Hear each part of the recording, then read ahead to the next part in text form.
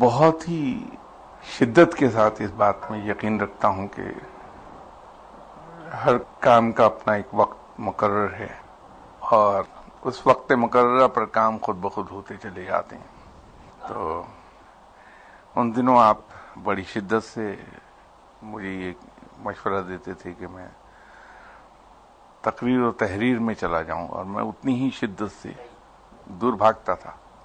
اب یہ خود بخود ہی ادھر کو میں چلا گیا بغیر کسی کانشیس ایفرٹ کے. تو دیکھیے فیض صاحب، روحانیت میں مشاہدہ کیا ہے؟ بلکہ دنیاوی زندگی میں بھی مشاہدہ بین ہی وہی ہے جو روحانیت میں ہے. مشاہدہ ہم اس کو کہتے ہیں کہ جیسے آپ ایک سڑک پر چلتے ہیں، جا تو رہے ہیں اپنی راہ کو، آپ اپنی منزل کو سفر کر رہے ہیں، لیکن باوجود اس کے کہ آپ سڑک پر نظر جمائے ہوئے ہیں، لیکن سڑک کے دونوں طرف جو فیچرز ہیں، سڑک سے دور ہٹ کے جو آبادی ہے، وہاں کے رہنے والے لوگوں کے احوال، اس سڑک کے دونوں طرف پیدا ہونے والی ویجیٹیشن، گراؤنڈ فیچرز، وہ سب آپ کی نظر میں ہوتی ہے اور آئندہ کے لیے یاد رہتی ہے کہ اگر مجھے اس راہ پہ جانا ہوا تو وہاں سڑک کی کنڈیشنز ایسی ہیں، روڈ کنڈیشنز، ٹریفک کنڈیشنز، انہیبیٹیشن، یہ تمام آپ کی نظر میں رہتی ہے. اور آپ کو یہ بھی یاد رہتا ہے کہ روڈ سائڈ کتنے موٹلز ہیں، کتنے ریسٹورانٹس ہیں، کتنے لے آؤٹ پوائنٹس ہیں جن پر رک کے تھوڑا سا ریسٹ کیا جا سکتا ہے. یہ مشاہدہ ہے. اور جب آپ پیدر پہ مختلف سڑکوں پر سفر کرتے ہیں تو بحیثیت مسافر کے آپ تجربہ کار مسافر کہلاتے ہیں. اور پھر اگر ان راہوں کے بارے میں کوئی ذکر کرے تو آپ پورے وثوق کے ساتھ اس کی تصدیق یا اس کی تردید کر دیتے ہیں، یا ان سڑکوں پر نئے راہرو جو ہیں ان کو پہلے سے وارن کر دیتے ہیں کہ ان راہوں پر یہ دقتیں آئیں گی آپ کی. اور ان نئے چلنے والوں میں کچھ لوگ اسے یقین کریں گے، کچھ اس کو یقین نہیں کریں گے، لیکن جب ان راہوں پر چلتے ہیں تو اس کی تصدیق ہو جاتی ہے کہ اس آدمی نے ہمیں صحیح گائیڈ کیا تھا. تو یوں گائیڈ وجود میں آنے لگتے ہیں کہ آئندہ پھر لوگ اسی آدمی سے جا کے پوچھتے ہیں کہ وہ ان راہوں سے گزرا ہوا ہے، وہ جو بھی اطلاع دے گا وہ درست ہوگی. یہ مشاہدہ ہے.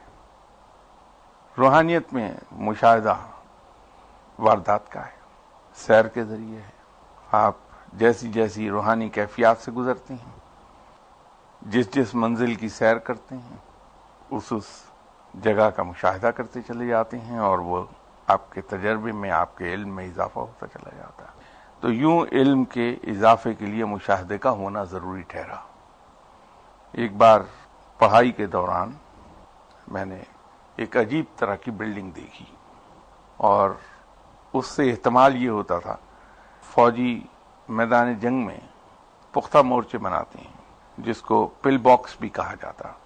یہ ایک 10 بائی 10 کا کمرہ سمجھ لیجیے وہ ہوتا اور اس کی موٹائی تقریباً 36 انچ ہوتی ہے.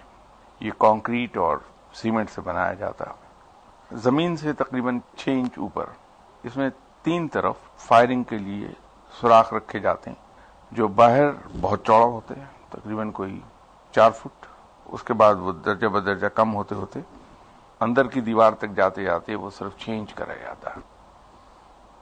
تو وہ جو پڑھائی کے دوران میں سیر کو نکلا تو وہاں جو بلڈنگز دیکھی میں نے وہ سائز میں تو بہت بڑی تھی، لمبائی چوڑائی میں، اونچائی میں بھی زیادہ تھی، لیکن اس کے روشن دان اور دیواروں کی ساخت کچھ پل باکسز سے ملتی تھی اور ان روشن دانوں کے پیچھے کچھ شکلیں نظر آ رہی تھیں. وہی شکلیں بھی کچھ ذرا مختلف تھیں انسانوں سے تھوڑی سی. اب وہ میری سمجھ میں نہیں آیا کہ یہ کیا چیز ہے اور کون سی جگہ ہے. تو آبویسلی جو چیز انسان کو سمجھ نہیں آتی وہ اپنے مرشد صاحب سے پوچھتا ہے. تو میں نے بڑے شاہ صاحب قبلہ سے ذکر کیا کہ حضور یہ ایسی بلڈنگ دیکھی اور ایسی شکل کے انسان دیکھے، تو یہ کیا تھا؟ تو کہنے لگے یہ تو فلاں اقلیم تھی، اس کی سیر کو تم گئے۔ ایک لمحے میں جواب دیا انہوں نے۔ تو کچھ عرصے کے بعد روحانی علم کے کسی اور ذریعے سے اس بات کی تصدیق ہو گئی کہ وہ واقعی وہی اقلیم تھی جو مجھے شاہ صاحب نے پوائنٹ آؤٹ کی تھی۔ تو میں نے پھر بڑے شاہ صاحب سے کہا کہ حضور وہ تو اس ذریعے سے بھی اس کی تصدیق ہو گئی، وہ واقعی وہی اقلیم تھی جو آپ نے فرمایا۔ تو کہنے لگے کہ میاں اگر انسان خود ان راہوں سے گزرا ہے تو جب اس سے کوئی سوال کرتا ہے تو اس کا جواب وہ فی الفور دے دیتا ہے، کیونکہ وہ ان راہوں سے گزرا ہے۔ اگر ان راہوں سے گزرا ہی نہیں تو سوال کا کیا جواب دے گا؟ وہ آئیں بائیں شائیں کرے گا۔ یہ مشاہدہ ہے۔ تو مجاہدے کے نتیجے میں بہت سی چیزیں حاصل ہونے لگتی ہیں انسان کو، لیکن بنیاد وہی ہے، مشاہدہ، مجاہدہ، خواہ وہ مجاہدہ عبادات کا ہو یا نفس کے خلاف مجاہدہ ہو۔ اب جہاں ایک فرق آتا ہے آج کل، وہ فرق یہ ہے کہ ہم مجاہدہ عبادات کے ریفرنس سے تو کرتے ہیں، جو کہ در حقیقت ریاضت ہے، اس کا اصل نام ریاضت ہے۔ تو ہم ریاضت میں مجاہدے پر تو چلے جاتے ہیں، لیکن نفس کے خلاف مجاہدے میں ہم پورے نہیں اتر پاتے۔ وہ اس طرح سے کہ بڑی چیزوں پر تو ہماری نظر رہتی ہے کہ روزہ رکھ لیا ہم نے، کھانا پینا چھوڑ دیا، نماز میں پابندی کر لی، عرف عام میں جو چیزیں جھوٹ کہلاتی ہیں ان سے اجتناب کر لیا، لیکن چھوٹی چھوٹی وعدہ خلافیوں میں مبتلا ہو گئے، چھوٹے چھوٹے جھوٹ میں مبتلا ہو جاتے ہیں اور اس کا ہمیں احساس نہیں ہوتا کہ ہم جھوٹ میں مبتلا ہو گئے۔ اور سب سے زیادہ جو ہم پٹ جاتے ہیں وہ توکل بر رب ہے، اس پر پٹ جاتے ہیں پھر روزے کی حالت میں بھی۔ اب یہ چیز ہمارے ذہن سے نکل جاتی ہے۔ ویسے تو ایک ہمارے پاس بڑا اچھا اسکیپ موجود ہے کہ قصور ہم خود کریں، غلط کام ہم خود کریں، وہ الزام بڑی خاموشی سے شیطان کو دے دیں کہ شیطان نے بہکا دیا ہمیں۔ وہ اسکیپ تو ہے۔ تو ذرا سی کسی کام میں مشکل آئے گی تو ہم رب پہ بھروسہ رکھنے کی بجائے دوڑے دوڑے دعا کرانے والے آدمی کے پاس چلے جائیں گے، کسی پیر صاحب کے پاس، کسی تعویذ اور جادو کرنے والے کے پاس کے ساتھ ذرا دیکھیے گا یہ کیا ہو گیا، یہ تو مکان بیچنے کی کوشش کر رہا ہوں میں 15 دن میں، اب عید آ رہی ہے تو پیسے کہاں سے آئیں گے؟ مکان بکے گا تو پیسے آئیں گے۔ اب یہ نہیں معلوم کہ ان کے ان جملوں میں چھپا کیا ہے۔ یہ نفس کے مجاہدے کے خلاف بات ہو گئی۔ رزق بہم پہنچانے والا رب ہے، اور ہمارے رزق کا تعلق کسی چیز کے بکنے نہ بکنے سے نہیں ہے، وہ تو رب کے ذمہ ہے، رزق اس نے دینا ہے۔ پھر ہم جو یہ کہتے ہیں کہ صاحب مکان نہیں بکے گا تو پیسے کہاں سے آئیں گے؟ پیسے تو رب نے دینے ہیں، وہ ہماری ضروریات کو خوب جانتا ہے، ہم سے بہتر جانتا ہے، اور اس کو یہ بھی معلوم ہے کہ کس پوائنٹ سے ہمارا نقصان شروع ہو جائے گا۔ ہمارا کام تو ہے صرف ہاتھ پاؤں ہلاتے رہنا، کوشش کرتے رہنا۔ اب وہ روزے کی حالت میں رب پہ بھروسے سے بہت دور چلا گیا۔ اب کسی کو میں کہہ دوں گا کہ اچھا تم چلو میں ابھی آ رہا ہوں، حالانکہ میں جانتا ہوں کہ میں آدھے گھنٹے ایک گھنٹے سے پہلے فارغ نہیں ہو سکتا، تو جانتے بوجھتے ہوئے بھی میں نے غلط بیانی کر دی اور غلط وعدہ کر لیا جو پورا ہو نہیں سکتا۔ یہ مجاہدہ جو ہے نفس کے خلاف، یہ زیادہ ضروری ہے بنسبت دوسرے مجاہدے سے۔ کہ وظیفے کیے جائیں، چلے کاٹے جائیں، اس سے زیادہ سخت مجاہدہ یہ ہے، اور اس پر زیادہ زور آنا چاہیے کہ اپنے رب پر بھروسہ۔ تو جو ہی رب پر بھروسہ پیدا ہوتا ہے، اللہ میں ہم ٹرسٹ کرنا شروع کرتے ہیں، تو دنیا بدلنے لگتی ہے ہمارے لیے، اور زندگی بڑی آسان ہو جاتی، بہت آسان، کہ سمجھ نہیں آتا کہ کتنی آسانی سے گزر گئی زندگی سے۔ ایک سوال آج کل بہت پوچھا جا رہا ہے، اور دوسرے ملکوں سے بھی اس سلسلے میں 4 یا 5 ای میلز آئیں، یہاں بھی سوال کیا، وہ میں اس کا ذکر کرنا چاہتا ہوں آج۔ عید میلاد النبی کے ضمن میں کہ اس کا منانا جائز ہے یا ناجائز، تو اس ضمن میں میری گزارش یہ ہے کہ اس کی شرعی حیثیت کیا ہے؟ فتویٰ تو کوئی عالم ہی دیں گے جو مجاز ہیں فتویٰ دینے کا، لیکن میرے نزدیک اس کی پوزیشن ایسی ہی ہے کہ اگر ایک صاحب انتقال کر جائیں، ان کے 4-5 بیٹے ہیں، ان کے انتقال کرنے کے بعد ایک بیٹا اس یاد میں کہ ان کے والد جو اس دنیا میں نہیں رہے وہ آج کے دن پیدا ہوئے تھے، تو وہ اللہ کے نام پر غربا میں کھانا تقسیم کر دیتے ہیں، مستحق لوگوں میں کپڑے بانٹ دیتا ہے، اس نیت سے کہ جو کچھ یہ اللہ کے نام پر کر رہا ہے وہ اس کا ثواب ان کے والد کی روح کو ملے، تو کوئی اس میں حرج نہیں ہے۔ دوسرا بیٹا یہ کہتا ہے کہ نہیں صاحب، وہ تو پیدا ہوئے تھے، اللہ نے بھیجا تھا دنیا میں، اللہ انہیں واپس لے گیا، تو ٹھیک ہے۔ تیسرا بیٹا کہتا ہے کہ صاحب ٹھیک ہے، آج کے دن پیدا ہوئے تھے تو قرآن خوانی کروا دی جائے، اس کا ثواب اپنے والد کی روح کو پہنچا دیتا۔ ایک صاحب بالکل ہی کچھ نہیں کرتے، تو اس میں یہ تو اپنی خوشی کی بات ہے۔ تو آپ صلی اللہ علیہ وسلم ہمارے آقا ہیں، ہم پر بہت بڑا احسان ہے کہ ہمیں انہوں نے صحیح راہ دکھا دی۔ تو آپ صلی اللہ علیہ وسلم کی پیدائش کا دن اگر کوئی سیلیبریٹ کرنا چاہتا ہے تو میرے نزدیک تو اس میں کوئی حرج ہونا نہیں چاہیے۔ ہاں البتہ یہ ضرور ایک احتیاط کر لی جائے کہ ان کاموں سے اس میں اجتناب کیا جائے، ان سے باز رہا جائے جن کو اسلام نے قطعی طور پر منع کیا ہے، یا جو اسلام میں ناپسندیدہ ہیں، ہلڑ بازی ہے، یا اسی طرح کی جو انسان کے وقار سے گری ہوئی حرکتیں ہیں وہ نہ کی جائیں اس میں۔ اور باقی کسی طرح کسی چیز کو کیسے سیلیبریٹ کیا جاتا ہے، اس میں دخل بہت بڑی حد تک اس علاقے کی لوکل ٹریڈیشنز اور اس کی کلچرل ویلیوز اس کو ہوگا۔ اب بلڈنگز پر چراغاں کرنے کا رواج دنیا کے بہت ہی کم ملکوں میں ہوگا، میں یہ نہیں کہنا چاہتا کہ کسی ملک میں نہیں ہوگا، کیونکہ اتنی قطعیت کے ساتھ مجھے علم نہیں، لیکن یہ مجھے معلوم ہے کہ زیادہ تر اس کا رواج انڈین سب کانٹیننٹ میں ہے۔ اور اس چراغاں کی روایت جو اس کی جو داغ بیل پڑی اس روایت کی، وہ رام کے جنم دن کی وجہ سے پڑی ہے کہ اس کی دنیا میں اترنے کی خوشی میں ہندو چراغاں کرتے تھے۔ تو اس سے یہ چونکہ ہندوازم بہت ہی پرانا مذہب ہے، دنیا کا سب سے پرانا ترین مذہب ہے، اور اس کے بارے میں ایک روایت تو یہ ہے کہ 5000 سال پرانا ہے، لیکن میرے خیال میں شاید اس سے ذرا زیادہ پرانا ہے، سب سے قدیم مذہب ہے یہ۔ اور یہ ہندوازم آیا اس وقت دنیا میں جب انسان ذہنی طور پر ابھی ارتقاء کی ابتدائی منازل طے کر رہا تھا، بہت ارلی سٹیج پر تھا ارتقاء کے۔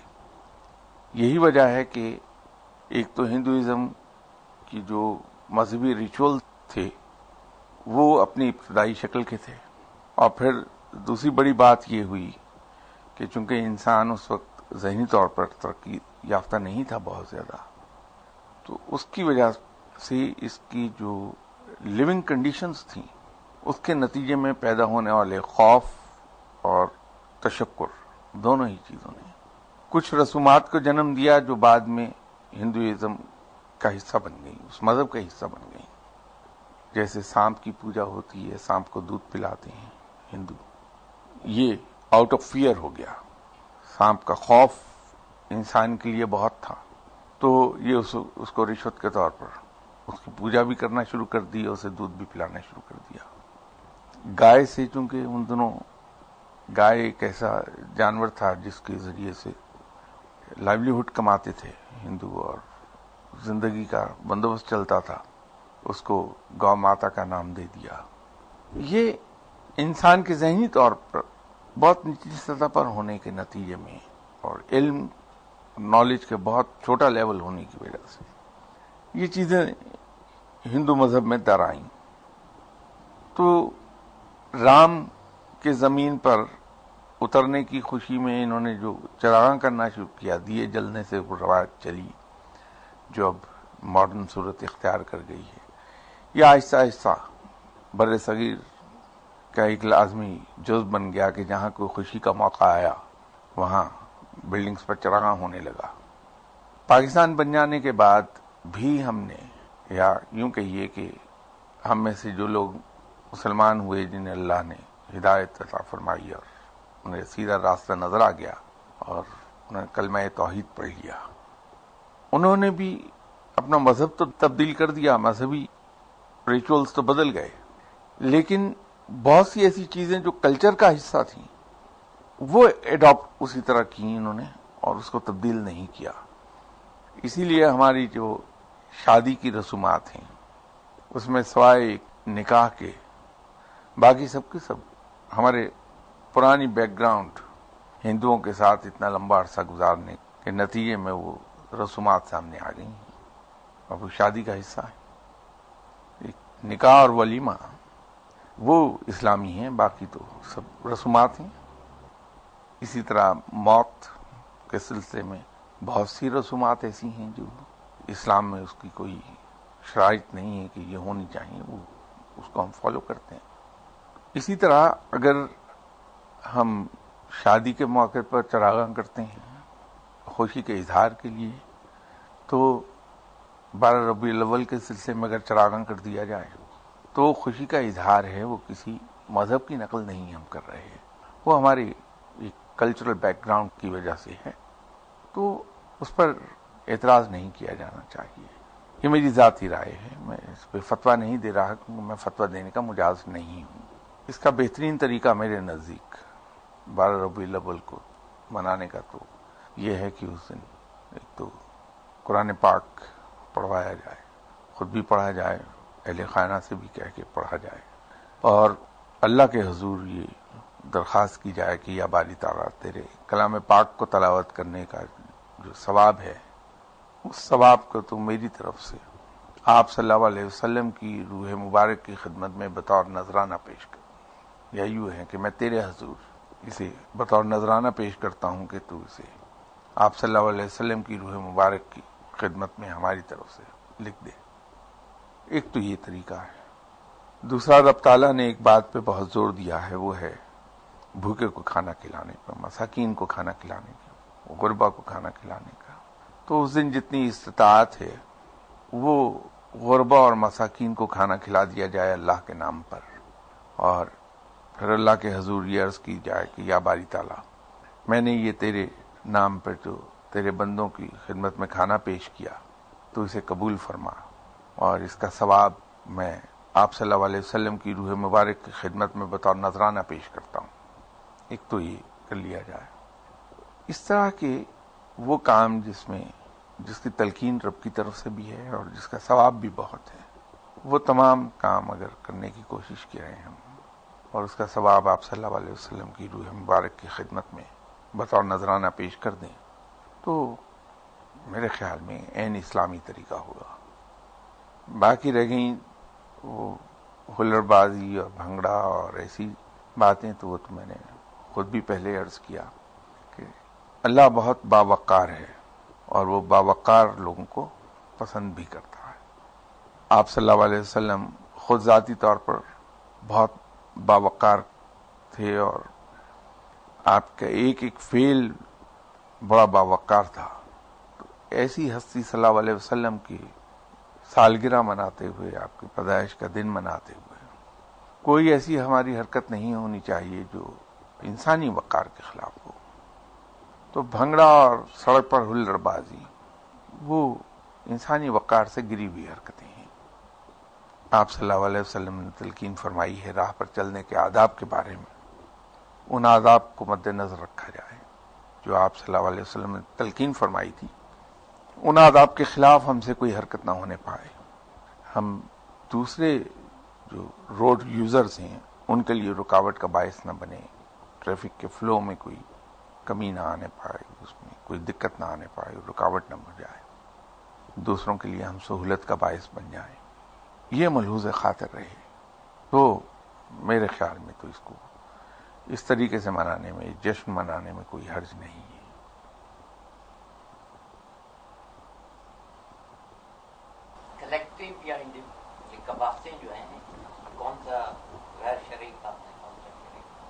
اس میں جو ہے انڈیویجول یا فیملی لیول کے اوپر اس کو کیسے؟ دیکھیے، آپ صلی اللہ علیہ وسلم ایک بات پہ بہت خوش ہوتے تھے، وہ تھا کہ آپ صلی اللہ علیہ وسلم کی امت کا وقتاً فوقتاً اجتماع ہوتا رہے تاکہ مسلمانوں کی طاقت کا مظاہرہ ہوتا رہے۔ جو عیدین کی نماز ہے شہر سے باہر کلیکٹیولی پڑھنے کا حکم، اس کے پیچھے ایک بڑی حکمت یہ ہے کہ مسلمانوں کی تعداد اور ان کی اسٹرینتھ کا اندازہ ہوگا لوگوں کو۔ تو اگر ہم کلیکٹیولی ایک کام کرتے ہیں جس میں اجتماعیت کا پہلو نکلتا ہے تو اس سے یقیناً آپ صلی اللہ علیہ وسلم کی روح مبارک خوش ہوتی ہے کہ ان کی امت آج اکٹھی ہے اور امت ایک بڑی تعداد میں ہے۔ رہ گیا یہ کہ جب ہم اکٹھے ہو کے اس قسم کے جشن برپا کرتے ہیں تو خرابیاں پیدا ہونے لگتی ہیں۔ تو اس کے لیے جو لوگ منتظمین میں سے ہیں وہ اگر اس بات پہ کڑی نظر رکھیں کہ اس قسم کی کوئی حرکت نہ ہونے پائے تو یقیناً نہیں ہوگی۔ ہم بڑے باوقار طریقے سے جشن اجتماعی طور پہ بھی منا سکتے ہیں۔ اجتماعی کے ساتھ تیسرا پوائنٹ ہے سرکاری۔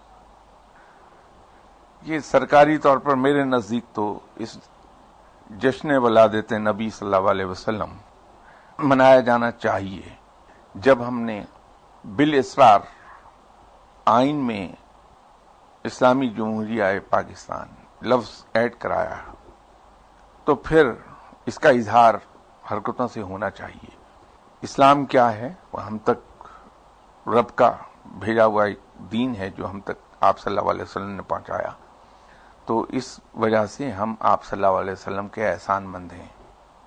تو پھر سرکاری سطح پر تو اس کا اعلان ہونا چاہیے کہ صاحب اس کو سرکاری طور پر منایا جائے گا اور اس کا ضابطۂ اخلاق جاری کر دیا جانا چاہیے کہ یہ چیزیں جو ہیں چونکہ اسلام میں ناپسندیدہ ہیں یا ممنوع ہیں، اس لیے ان چیزوں کی سختی سے ممانعت ہے، نہ کیا جائے، باقی ہر طریقے سے اس کو منایا جائے۔ چیریٹی کو آرگنائز ہونا چاہیے، جس طرح ایک آدمی کو کوئی کام نظر آیا وہ لے کر جو ہے وہ اپنا بکرا یا دمبا جو ہے وہ پہنچ گیا یتیم خانے اور وہاں پہ 100 آلریڈی ذبح ہو کر پڑے ہوئے ہیں۔ تو یہ جو چیریٹی کو ایک آرگنائز کرنے کا جو ہے سوسائٹی کے اندر، یہ بھی کچھ ایسا کوئی طریقہ ہونا چاہیے۔ یہ جملہ معترضہ کے طور پہ بات کہہ رہا ہوں، اس سے میرا کوئی مطلب نہیں، نہ اس میں کوئی معنی چھپے ہیں کہ ہم بھی خوب قوم ہیں، ہم پہ کوئی مشکل آن پڑے تو بکروں کی شامت، ہم خوش ہوں تو بکروں کی شامت۔ جملہ معترضہ تھا، اس سے I never meant it anything۔ بات یہ ہے کہ خیرات کے سلسلے میں ایس ٹی این پر ایک پروگرام، بہت سے پروگرام چلے تو ان میں ایک پروگرام خیرات سے متعلق بھی تھا، تو میں نے ایک اس وقت گزارش کی تھی کہ خیرات دینا تو بہرحال اللہ کے نزدیک بہت ہی ایک مستحسن اور پسندیدہ قدم ہے۔ آپ صلی اللہ علیہ وسلم نے بڑا زور دیا صدقہ و خیرات پہ، لیکن حالات کے مطابق خیرات دینے کی صورت تبدیل ہوتی رہتی ہے یا ہو جانی چاہیے۔ جو آج صورتحال چل رہی ہے اس میں الحمدللہ مسلمانوں کی تعداد اس وقت 1.2 بلین ہے پوری دنیا میں، اور it forms almost 20% of the total population of the world. 40% of petrol wealth ہمارے پاس ہے، لیکن اس کے باوجود ہم لوگ بڑے ڈاؤن ٹراڈن اور بہت ہی نچلے درجے کے لوگ گنے جاتے ہیں۔ اب وہ جو ہمیں بہت حقارت کی نظر سے دیکھتے ہیں یا وحشی سمجھتے ہیں، وہ خود کیا ہیں اس سے غرض نہیں ہے۔ ہمیں تو یہ دیکھنا ہے کہ ہم دنیا میں اوپر کس طرح سے آ سکتے ہیں۔ تو ہماری سب سے بڑی مجبوری یہ ہے کہ ہمارے یہاں تعلیم کی کمی ہے، ہماری مسکولر پاور کم نہیں۔ تو اس میں یہ گزارش کر رہا تھا 1.2 بلین بہت صحت مند ہیلدی مسلمان کسی کی نظر میں کوئی حیثیت نہیں رکھتے، ہم سے متاثر نہیں ہوگا، کیونکہ آج کی دنیا میں انسان کی اصل طاقت مسلز پر نہیں ہے بلکہ دماغ میں ہے۔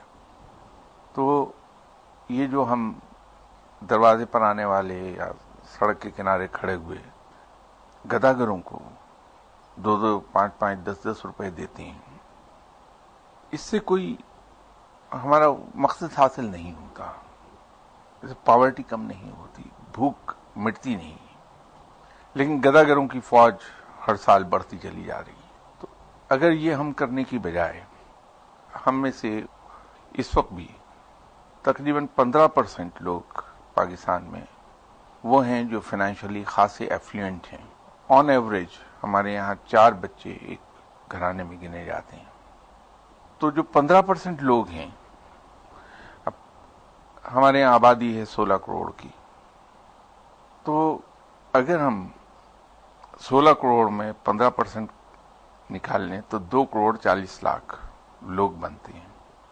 اب اس میں ارننگ ہینڈز جو ہیں اس کو اگر ہم دیکھ لیں کہ 50% خواتین ہیں، 50% مرد ہیں، تو 8 کروڑ مرد رہ گئے۔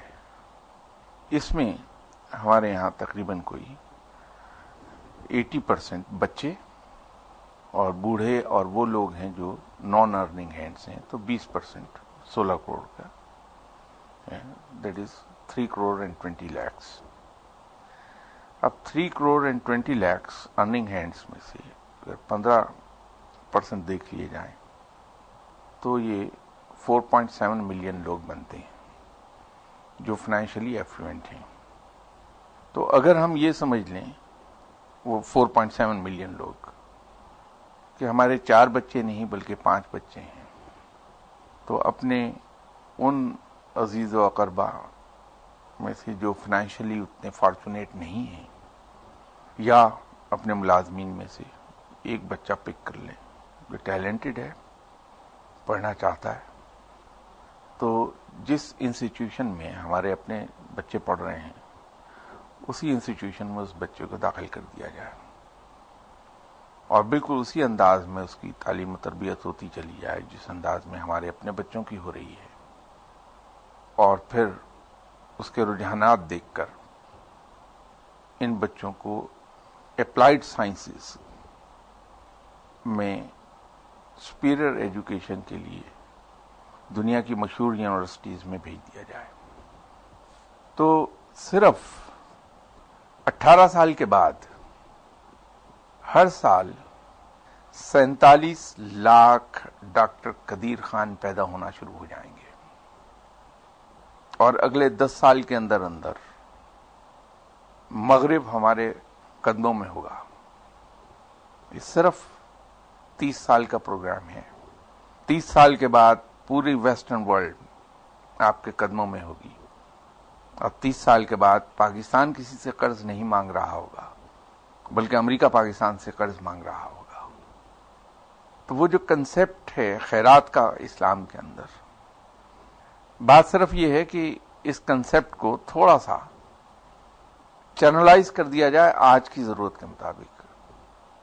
میں کنسپٹ چینج کرنے کو نہیں کہہ رہا، بہت اچھا کنسپٹ ہے اسلام کا، اس کی ترغیب بہت دلائی ہے اسلام نے، اسے صرف چینلائز کر دیا جائے آج کل کی ریکوائرمنٹ کے مطابق، تو ایک بہت بڑا سورس بن جائے گا پوری مسلمان امہ کا اٹھنے کا۔ کیونکہ یہ صرف میں تو پاکستان کی بات کر رہا تھا کہ 30 سال کے بعد آپ کے پاس 4 کروڑ اور 70 لاکھ ڈاکٹر قدیر خان ہوں گے۔ ان 4 کروڑ 70 لاکھ ڈاکٹرز کا امپیکٹ پوری مسلمان امہ پر آئے گا، اور جو کچھ آپ مسلمان امہ کے اندر پاکستان میں جو سیکھتے ہیں وہ پھیلا دیجئے، تو پوری مسلمان امہ اٹھ کھڑی ہوگی۔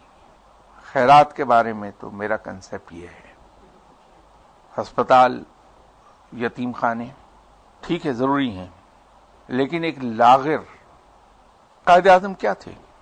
مسکولر پاور میں لاغر تھے، لیکن ایک تنہا شخص نے ہندو اور انگریز کو شکست دے دی ہے صرف انٹلیکچوئل پاور کے طور پر۔ and that was through his education and through his early days training by Englishmen. انہی کی دیوی تربیت سے شکست دے دی انہی کو. یہ حربہ ہم استعمال کر سکتے ہیں، دوبارہ ہمیں سیکھ لینا چاہیے، قائد اعظم سے سیکھ لینا چاہیے. تو خیرات کا یہ پہلو بہت کنسٹرکٹیو ہے، اس پہ عمل اگر ہم کرنا شروع کر دیں تو بہت بڑی چینج آ جائے گی. زکوٰۃ کے اندر بھی میں ایک گزارش کر دوں کہ ہمارا کنسیپٹ اس پر بھی کوئی زیادہ کلیئر نہیں ہے. ہم میں سے ایک بہت بڑی اکثریت یہ سمجھتی ہے کہ زکوٰۃ صرف اس پر لاگو ہے، اس مال پر جو ہم نے بچا رکھا ہے.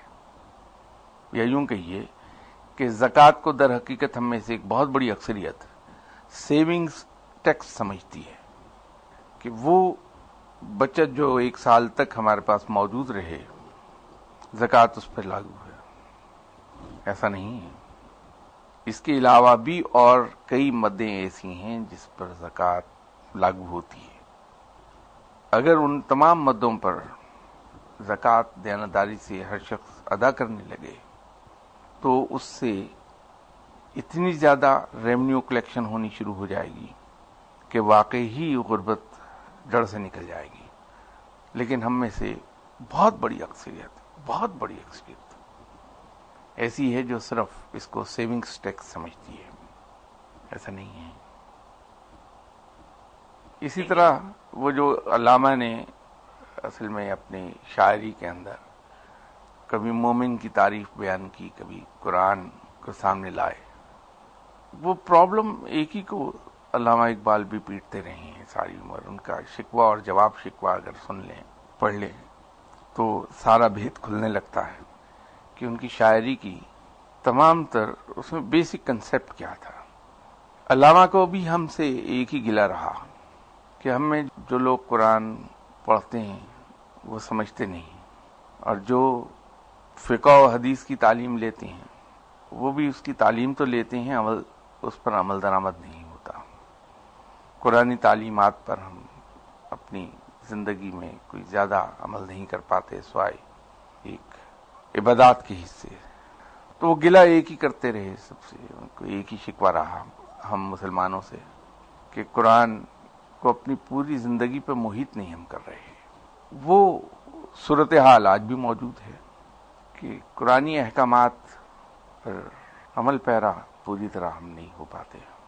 ایک چھوٹی سی چیز جس کو اسلام بڑی شدت سے کنڈیم کرتا ہے وہ ہے دوسرے کا حق مارنا. اب یہ صرف ایک ایسپیکٹ جو ہے کہ دوسرے کا حق نہ مارا جائے، اسی کو اگر ہم ایکسرسائز کرنا شروع کر دیں اپنی زندگی میں. اور حق مارنا صرف یہی نہیں کہ ہم کسی کی جائیداد پر قبضہ نہ کریں، ہم کسی کے حصے کا روپیہ پیسہ نہ اٹھا کے لے جائیں، بلکہ اس کا اطلاق اس پر بھی ہوتا ہے کہ ہم جو اپنے گھر کے فرش دھوتے ہیں تو اس کا پانی جو ہم وائپر سے سمیٹتے ہیں تو پڑوسی کے گھر کے آگے پھیلا دیتے ہیں. یہ اس پر بھی اس کا اطلاق ہوتا ہے کہ اگر ایک بندہ ٹریفک لین کی پابندی کر رہا ہے تو ہم الٹی طرف سے اوورٹیک کر کے آ کے اس کے سامنے گاڑی نہ کھڑی کر دیں کہ سگنل کھلنے کی صورت میں میں پہلے نکل جاؤں. یہ حق تلفی ہے. قطار بنا کے ہم کھڑے ہیں، لوگ کیوں جمپ کرتے ہوئے آتے ہیں، اور یہ سب حق تلفی کے زمرے میں آتا ہے. تو اگر صرف ایک یہی پہلو اسی پہ عمل کرنا شروع کر دیں، باقی اس کے بعد اگر شروع کریں تو ہی ہماری زندگیاں بدل جاتی ہیں. تو وہ ایک لمبی بحث ہے، تو انشاءاللہ جس پہ بات کریں گے.